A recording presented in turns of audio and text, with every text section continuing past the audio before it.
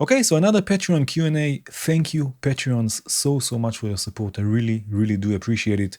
We will start with the monthly challenge we have every month on the Discord channel. We have a challenge. Last month was a bit too much to ask. I know, I'm sorry. There was only one submission. I will play it in the end of the video. The challenge was to sample a few things from your kitchen and create a drum beat, a drum groove out of them. Patrons, if you are on Discord, there is a sample pack from my kitchen that I recorded a few things that you can download and use in your music if you wish. So again, there was only one submission. Still, thank you so much for this submission. I will play it in the end of the video. But for this month, for the month to come, we have also something fun, I hope. I have here a random word generator that I will use to generate 3 adjectives. And you will have, if you want to participate, you will have to compose or to patch or to build some sort of an atmosphere with a feel around those 3 adjectives. Again, you can do this with VCV rack, you can do this with hardware, modular, eurorack, samplers, DAW, whatever. And send me the video. All of the details will be in the Discord. Okay, in Discord channel. So the first word will be outgoing. All right. The second one, ripe. And the third one, excellent. Outgoing, ripe, and excellent. Very cool.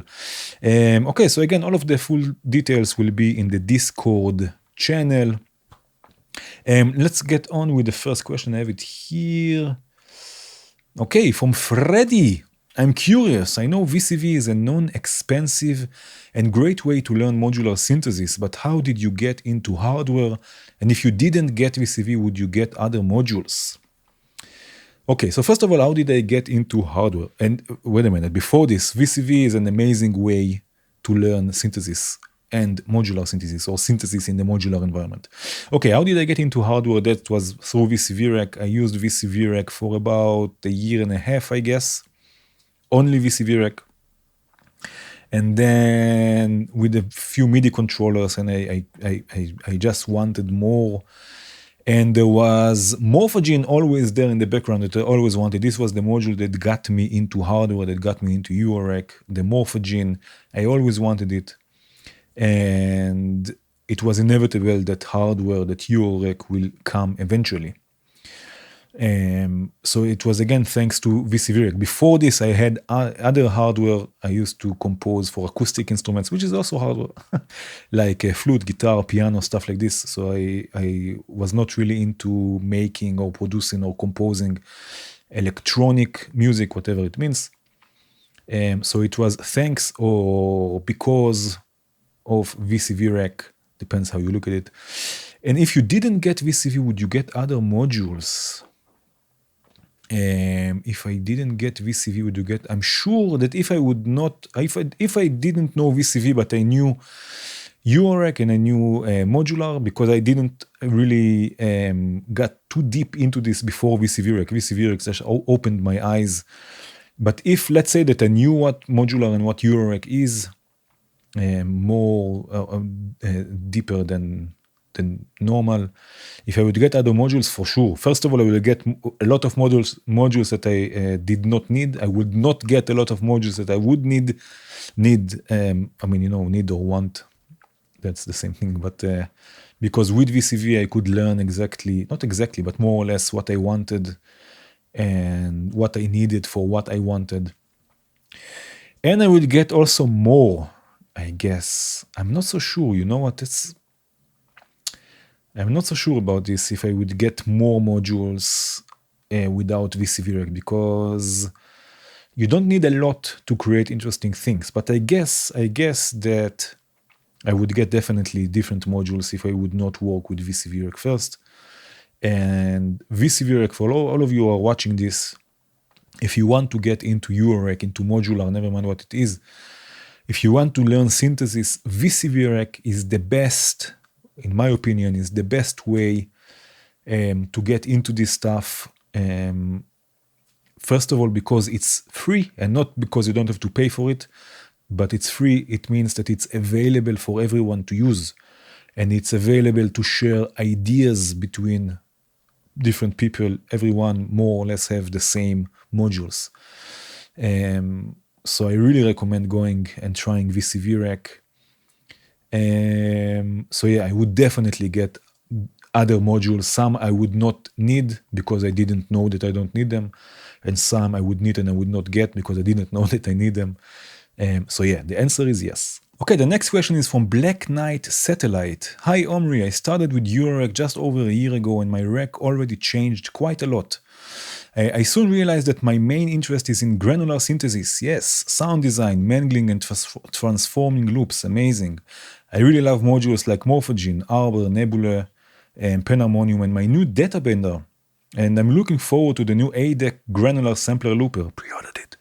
How has your rack changed since you got into eurorack? Wow, that's a nice question. Okay, so first of all, I started already with Morphogene. That was my, like I mentioned before, that was the module that got me into eurorack.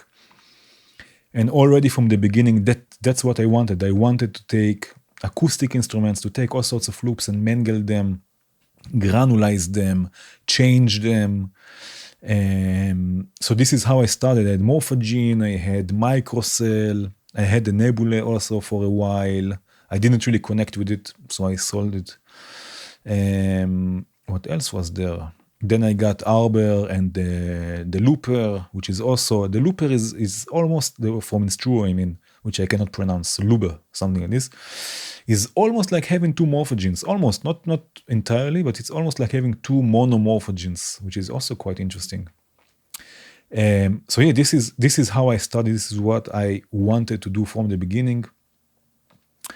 And then slowly, I realized that, and it's harsh, it's what I'm going to say is a bit harsh, but I realized that this is not really modular what I'm doing. Yes, there is control voltage and yes, here and there, but I realized that I need a bit more, to get a bit more modular with my hardware, to do things that I do also in VCV rack.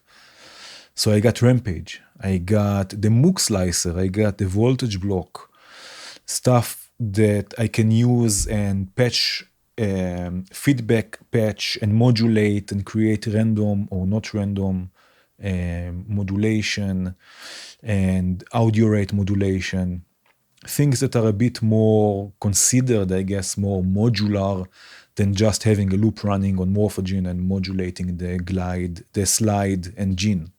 For example, I'm not saying this is not modular, but I mean a bit more hardcore modular, let's say. More, what else was there? Let me check, I have the case here. Yeah, I got also some stuff, more stuff from Instruo, like the envelope size. Yeah, just more modulation stuff, I guess.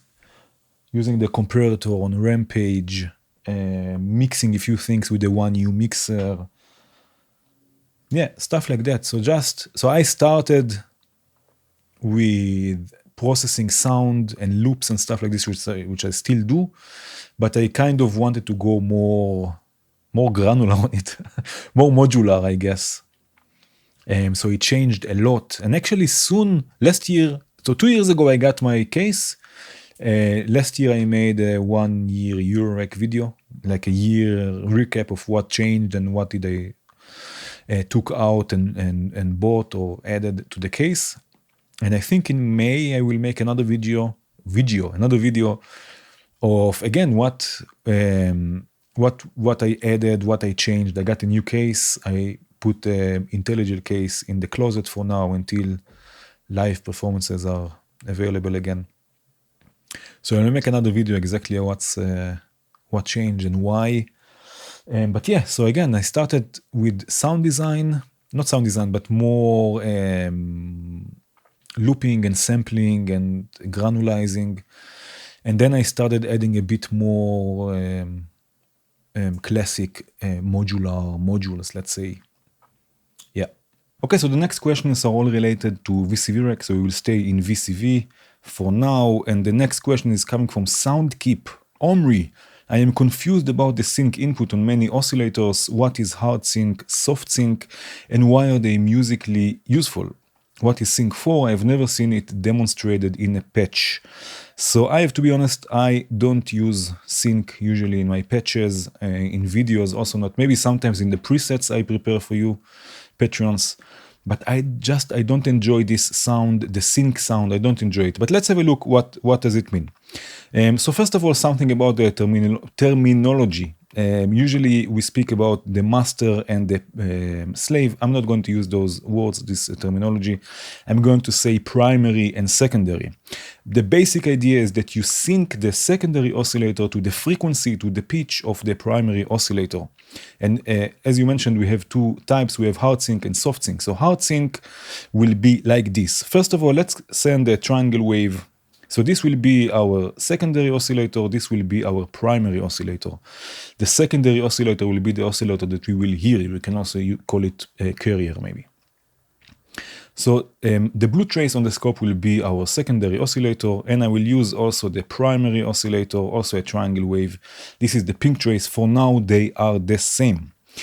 Now, I'm going to send the primary oscillator to the sync input of the secondary oscillator, and you can see we are in hard sync, which means that whenever, and I will show you this on the scope also, whenever the phase of the triangle wave, or whenever the triangle wave starts a new cycle, the secondary oscillator will reset itself and will start a new cycle as well.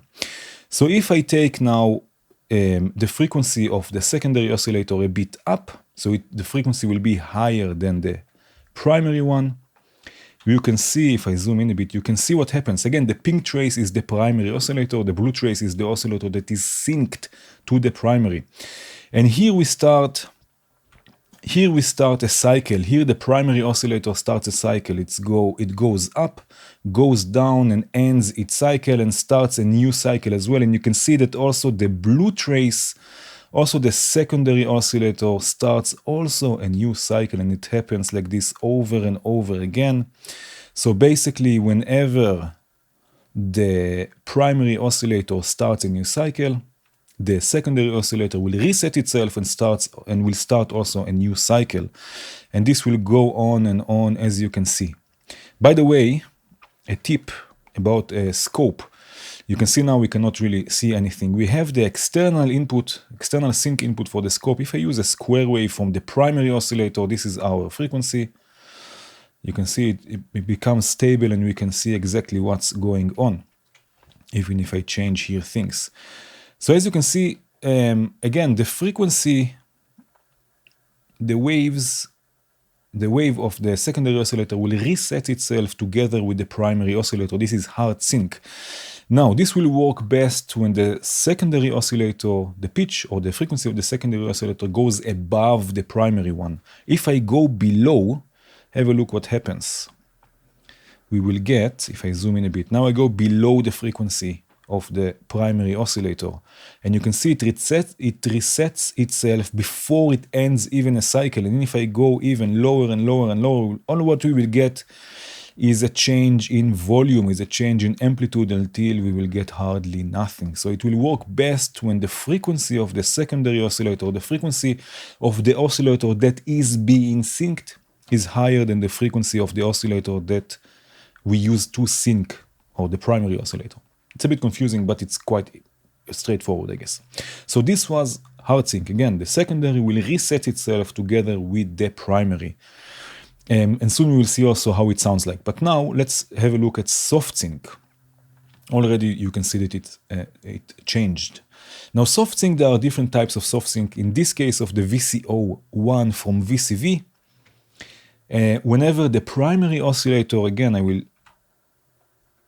mark this here, the primary oscillator starts a new cycle, goes up, goes down, and then it ends a cycle. And whenever it ends a cycle, the secondary oscillator will change its direction. So if here, let's look here, if here the secondary oscillator went up, the next time it's being resetted, it will go down. And then the next time it will go up, and we get this interesting shape that of course will have influence also on the harmonic content of this sound, of this oscillator. And again, also here it's best when the secondary oscillator the frequency of the secondary oscillator goes above the primary, because if it goes below, all what we will get eventually is a reduction in levels, in volume, in amplitude. And of course, we can also change the primary oscillator. Of course, this will also change the sound. So let's really see or hear how it sounds like. I have here a few examples. So here I have a simple sequence with a grid sequencer from JW. For now, I'm sequencing the VCO1, this VCO1. You can see I'm sending a triangle wave to a VCA, and I have here also an envelope and some delay. It will sound like this. Nothing special, pretty simple, maybe just a bit more level. Okay, now what we will do, first of all, because we have here a change in pitch, I want the primary oscillator to receive the same pitch information. So I will use the same sequence to the primary oscillator. Of course, you can experiment with other things. You don't have to use the same sequence. You can use other sequences. You can use LFOs, you can use envelopes, whatever you want. Just for this demonstration, I'm using the same sequence. And now I'm going to use, let's say in this case, I will use a square wave just for fun to the sync input of the secondary oscillator. Already you can hear that we get a change in timbre. But we can change this even further. Let's go with a digital variation, and I will go with hard sync. So now when I take the frequency up of the secondary oscillator, so it's above, the rate of the oscillator is above, the frequency is above the primary oscillator, we'll get this.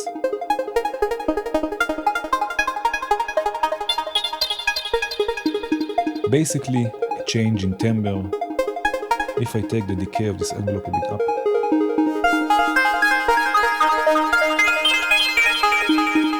It's a bit harsh, that's what I don't like about this. Now I know there's a trick to make it smoother. I also watched this video and it's quite interesting, but I don't see myself doing it all the time. Every time I want sync, but it's interesting. An interesting technique, but still I don't like this sound. But again, also here what we can do, for example, because we are dealing with the frequency, with the pitch of this oscillator, changing it, we can use also the FM input, for example, with the same envelope. I'm just using the same envelope to the FM input and I can start raising there.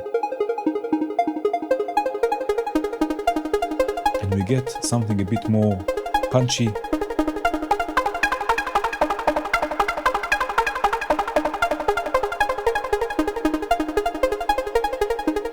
Which is quite cool, again also here.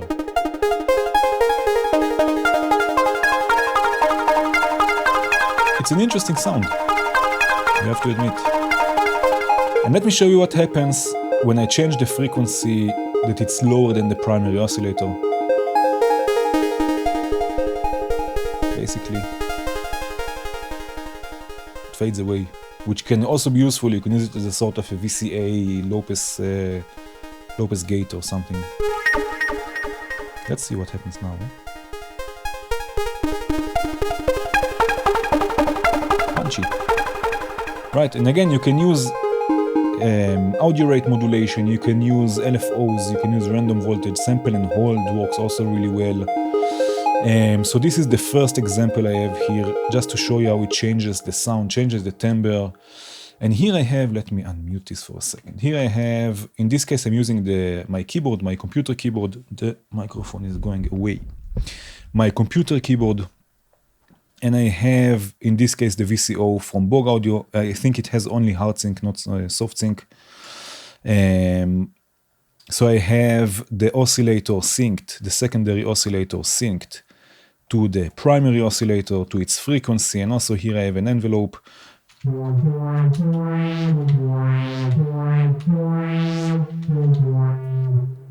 This is without sync. And what I'm doing here, I'm sending it also to a low pass filter. and I have the same envelope or another envelope opening the cutoff point, and it's going through some chorus just for fun. And when I start adding, I have the second envelope here opening the FM, so changing the frequency, sweeping the frequency of the secondary oscillator. You can open it.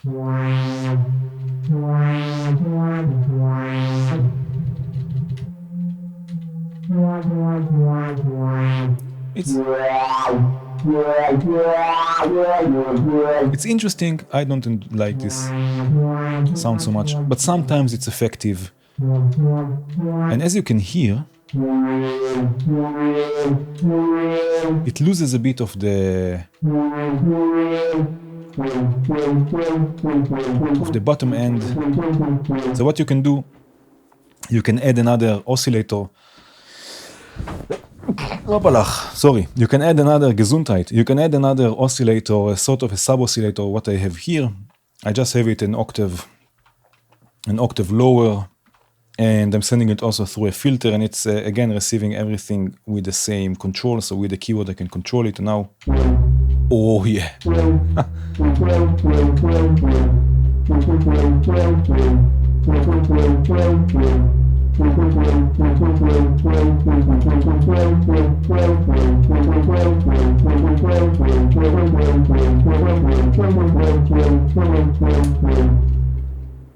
So this is the sound, more or less. There's a lot to experiment with, especially in the modular environment where you can add VCAs in all sorts of places.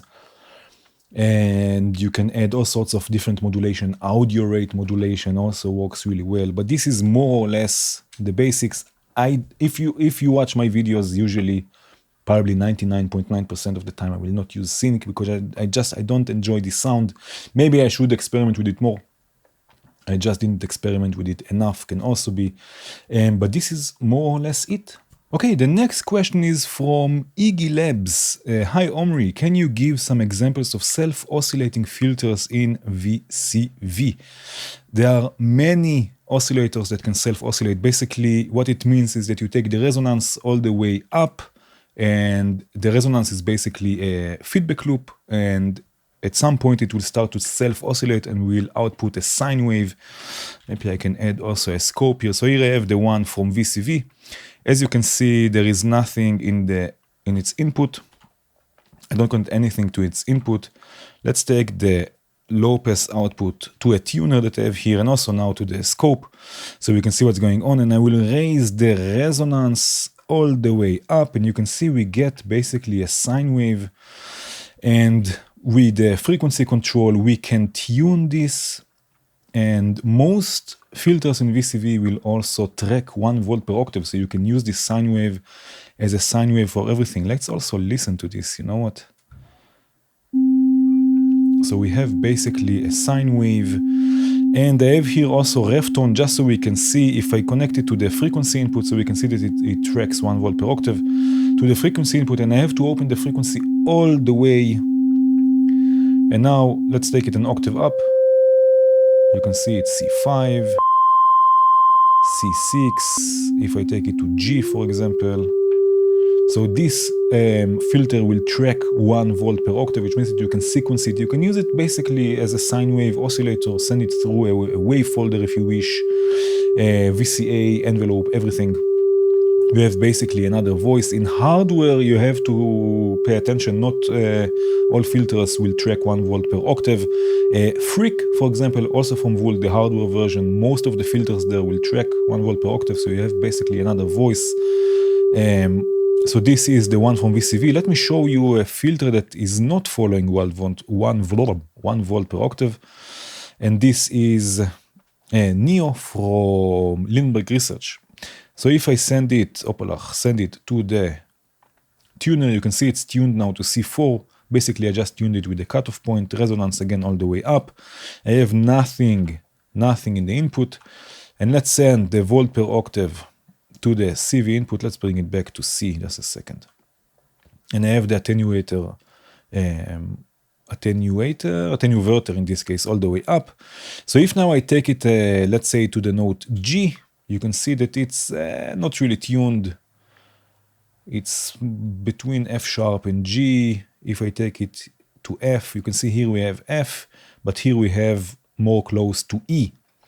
So this filter will not track 1 volt per octave. Still, you can use it as another sound source, but it will not track 1 volt per octave, so you cannot really sequence it unless you build your own sequencer with constant voltage.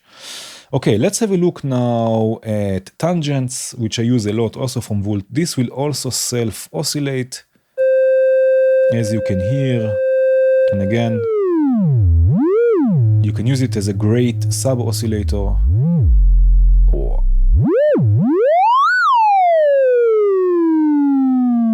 which is quite cool. Tangents will also follow 1 volt per octave. And actually, you know what? If another nice, let's use the LVCO, another nice feature of a self-oscillating filter is that if I use, for example,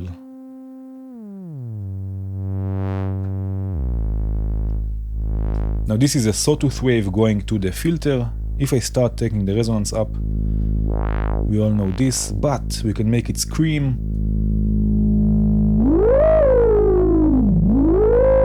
Because now the filter is self-oscillating, so we have these clashes of frequencies.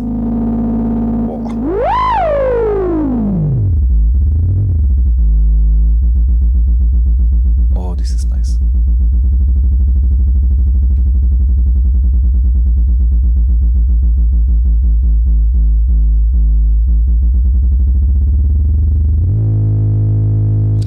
Yeah, so you have sweet spots you can get to and get really interesting sounds also with self-oscillating filters. And as I mentioned, you can also sequence them. So here I have the filter, the 1047. Let's take a low pass again.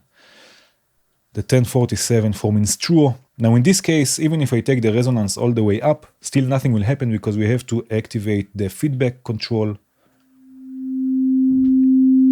And then it will self-oscillate. And here we have a 1 volt per octave input, which is quite comfortable. So we can just sequence it. And another cool feature of this filter that we can also, we can ping all of them, but we have here also a ping input. Maybe I'll show you also how to ping them.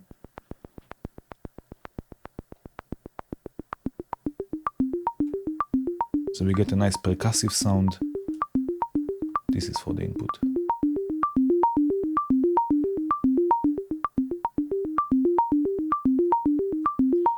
Right, which is quite cool. And again, also tangents, for example, you can ping. Ping means basically that you, let's disconnect this for a second and we'll take it from here. Means that basically you send a short pulse to the input of the filter and you bring it just before it starts to self-oscillate and you get this nice percussive sound. So let's use the gate.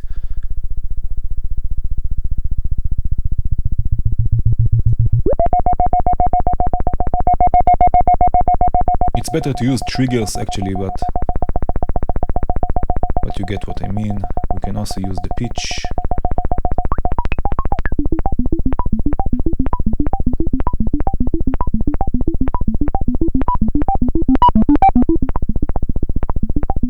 Right. Which is also quite interesting. So again, most filters will self-oscillate. I know there is one from Borg Audio that will not self-oscillate. The VCF. So this one will not self-oscillate, but most of them will. So if I take the resonance all the way up, see we get basically nothing. Never mind which slope we get, but it's still a really interesting filter that you can use to get all sorts of crazy sounds. But most of them will self-oscillate. And most of them also will track 1 volt per octave. I like tangents because I like volt, but as you could see, also the VCV filter can self-oscillate and you can do all sorts of things with it, like pinging or changing the timbre of the sound completely. Okay, the next question is from Max Pinato. Hi Omri, maybe a dummy question. There are no dummy questions, there are only dummy answers, and I hope my answer will not be so dummy. It does exist a way to load the sequencer module by a text file. So we spoke a bit on Patreon, and basically what you are looking for is an easy way to edit a sequence. You said that you use the phrase sequencer. I can show it here, phrase sequencer from Impromptu, and you found it. a bit cumbersome to program and you are looking for a way that you can edit a sequence or program a sequence with the keyboard, I guess, with text, and it's not possible. I couldn't find any sequencer. I asked around also. There is no sequencer that you can edit with a text file. You can edit the VCV file in a text editor, but it's not really easy to see what's going on. But there is a nice solution here. There's the sec++ from Squinky Labs that you can use because, first of all, it has lots of keyboard shortcuts and you can edit your own shortcuts, your own keyboard commands. So if I click in editor to get focus, I can move, for example, with, you cannot see it, but you can hear it. And you can see it also on the screen. You can move with the arrows, you can enter notes in all sorts of sizes, and you can move between the notes and just program like this and delete and add all sorts of things. It has also polyphony. I think it can also load MIDI files, even load MIDI files, save MIDI files. You can save it also as MIDI. It has a beautiful manual. And again, it has also not scenes, but phrases and stuff like this. So you can build whole songs and progressions with the sequencer. Again, it's not a text file, but still, I think if you are looking for something a bit more hands-on, this can be a really nice sequencer for you. Okay, the next question is from Kerosek, I guess. Do you have any new thoughts on setting up scenes arranging in VCV? You posted a video a while back using Uper and Yenneker from Nischi, but I was curious if you found any other ways to mute, unmute voices and set up scenes, or if any new modules have come out since then that make it easier to make a song instead of just a loop. In my patches recently, I've been using Uper to route volume CV to MindMeld Mixmaster to set up scenes, which works okay, combined with the phrase sequencer to do scene select CV. But it's a bit unintuitive. Do you usually export your tracks to a DAW to arrange them? Thanks. Let's start with the last question. Do you usually export your track to DAW? So what I love about this modular thing, and it's especially like this with eurorack because of the hands-on control, I like to do it live. I like to play the music live, basically all of the voices live. I ran away from the DAW a long time ago. I cannot find myself working in DAW. I envy people who can work in a DAW because I think the possibilities there are limitless, but I myself, I'm not enjoying it. It's not fun for me. It's not inspiring for me. I don't know what to do next. So no, I don't edit my music in a DAW. I do multi-track record just if there is noise, just to be able to mix it better maybe. But editing or arranging in a DAW, this is not something I do. I like to create and compose and record everything live. So this is for this question. That's why also I'm not so into creating scenes as well in VCV. So I didn't really look for other alternatives since then. I think Uper is a great, and Yenneker are both great tools. They are a bit convoluted, you might think,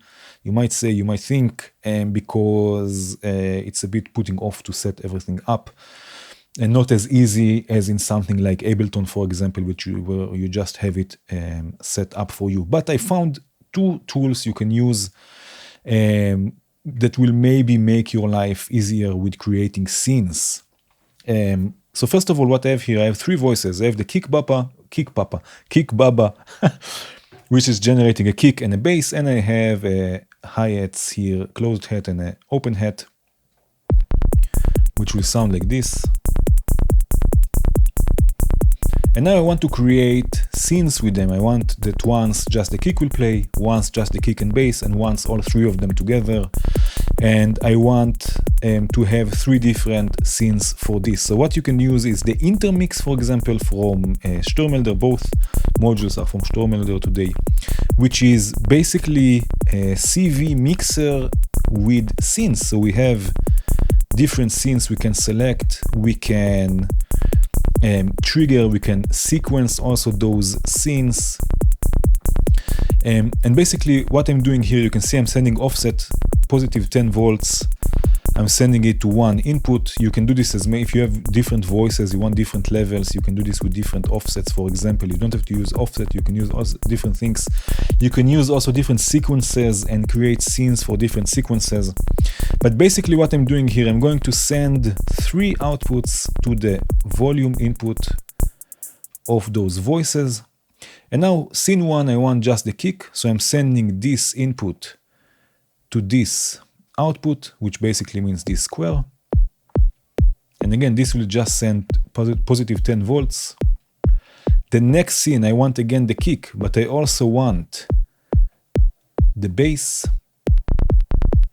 And the third one, I want all 3 of them. And now I can mute and unmute. Just like this.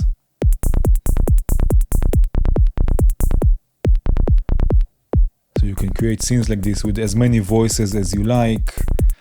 And of course you can use this intermix for all sorts of different things. Again, also sequencing or creating scenes for different sequences, drops. Again, it's not something I enjoy doing. I like to play things live when it's possible. But yeah, so this is one thing you can do, or you can also, if I take this out, there's a really nice tool also Sturmel there, it's called 8-Face, maybe you know it, maybe you don't, but basically you can create presets or scenes for any module, and you have two variations. You have the 8-Face, which has 8 scenes, or you have 8-Face times 2, which has 16 scenes.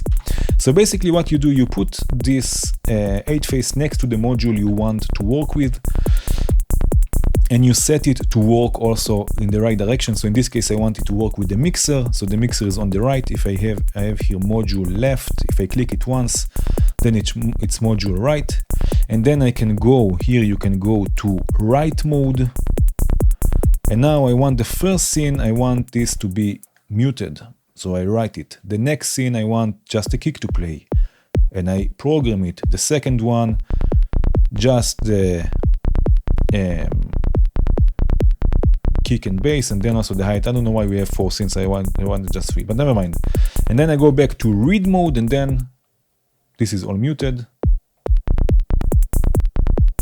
And I can go and have scenes like this, and you can use multiple 8-Faces for multiple things if you want once. That you have one 8-Face with the filter a bit, high passing everything, or something with more reverb or less reverb. And you can create all sorts of scenes like this. It's really easy, and you can use again multiple 8-Faces for different modules, and you can of course also trigger this. So you can trigger this forward, reverse, ping pong, alternate in random. You can create random scenes. You can use volt 0 until 10 volts. You can use volt per octave with a keyboard. You can sequence everything. And you can use also arm, which means that it will just move. I think I have a video about the 8-Face. Maybe I'll put a link in the description. You can use arm also. So it will work together with the clock. So 8-Face is also a really nice thing you can use. That was something I got in the mail. I will not tell you what it is. Maybe new modules, I don't know, but this is something the postman came to bring me some goodies. Okay, so this was Intermix and 8-Face.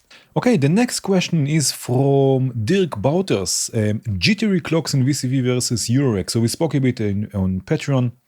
And basically I want to know how to create jittery or irregular clocks or triggers, and what I will show you here in VCV can work perfectly also in hardware. There are some things like with Rampage that I will show you in a second that I do a lot in hardware as well. So first of all, the most basic way of getting irregular clocks or triggers is with the looping envelope. Let's again use a scope, a looping function if you will.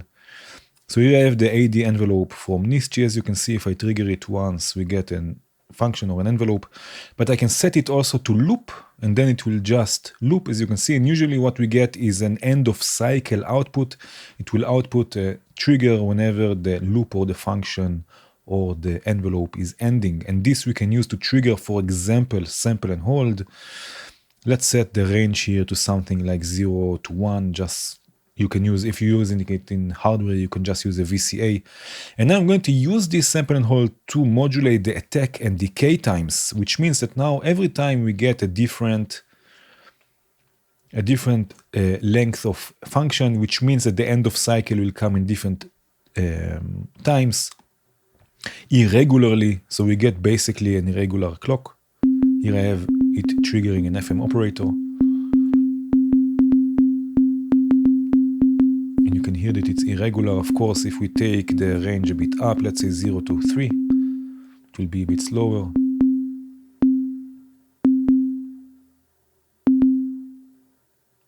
So you get an irregular clock. This will work perfectly also in hardware. For example, with something like Rampage. This is something I do a lot with Rampage because it has so many trigger outputs and gates and gate outputs that you can use it to trigger all sorts of different things generatively. So again, what we will do, we will set both envelope, both function to cycle. So both of them are cycling. And again, I will use a sample and hold. So I will use the end of cycle, let's say of one function to trigger one sample and hold, at the end of cycle of the different function to trigger another sample and hold. Again, let's change the range here to, let's say 0.0 to 3, sorry. And then the first function will change the rise time. The second function, the fall time, let's say. And if I take it a bit more something like this, just so it's not so quick, we will get also irregular triggers now from all sorts of different places. So first of all, we have the rising and falling gate outputs. So this is the rising from one, the falling from the other.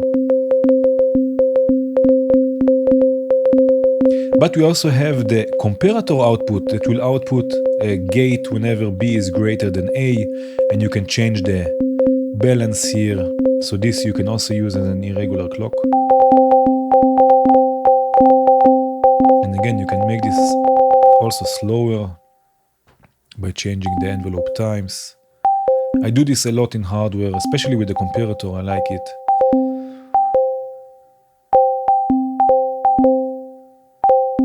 Right, so you get irregular clocks basically, or triggers. It's basically the same. And gates out of the comparator and rising and falling outputs. If you don't want triggers, you want gates, you get them also as well. So you have many options here you can use. Right, so this is also something. Let's disconnect this. And another one I have here, we spoke a bit about LFOs also. You wanted to know how to do this with an LFO.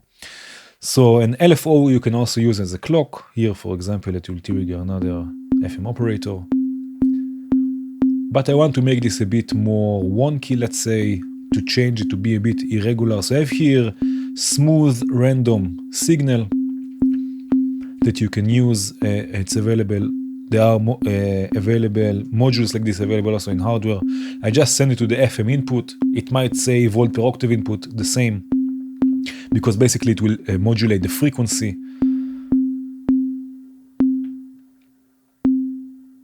And now we get an irregular clock. Great for generative patches. And again, you can fine-tune this to have it in the frequency you want. You can use clock dividers even, if you will, if you want, to make this happen even less and less frequently. Another thing you can do is use a sequencer. If you want something irregular but repetitive and not generative or not random, you can use a sequencer. So I will use the same LFO to trigger the sequencer. I do this sometimes with, I don't use LFOs, I use again looping envelopes, which is basically the same with the voltage block, because the voltage block I can set a few different values and then scan randomly through them. But this I'm using the ADDR sequencer, and I'm just again going to send it to the FM input.